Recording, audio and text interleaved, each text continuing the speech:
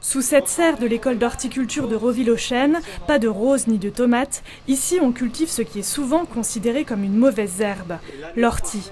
Le projet, initié par l'École nationale supérieure d'agronomie et des industries alimentaires de Nancy, vise à étudier et développer cette culture pour produire des fibres végétales.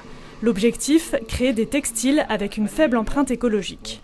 Nous, on s'est occupé essentiellement de standardiser le produit et d'amener sur le marché des plants semés capables de reprendre directement au champ. Il faut penser que quand ils plantent en agricole, c'est 60 000 plants à l'hectare, 6 plants au mètre carré. Dans l'ortie, tout est bon. Au-delà du textile, la plante est connue comme engrais et répulsive contre les pucerons, mais a bien d'autres applications.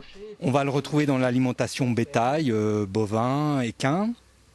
On va le retrouver en utilisation cosmétique et pharmaceutique au niveau humain, donc pour des problèmes de peau, pour avoir des cheveux plus denses. Et puis, pour finir, on va le retrouver aussi en tant que colorant. Entre autres dans les bonbons. Ici, ce sont 85 000 plants bio et 210 000 plants en agriculture conventionnelle qui grandissent. Et malgré sa réputation d'herbe folle qui pousse partout, pas si facile de la cultiver.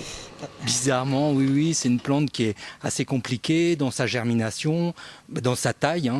C'est une graine très très petite, donc on est obligé de positionner ça avec un appareil, un semoir pneumatique. Et puis après, dans sa croissance, assez caractérielle.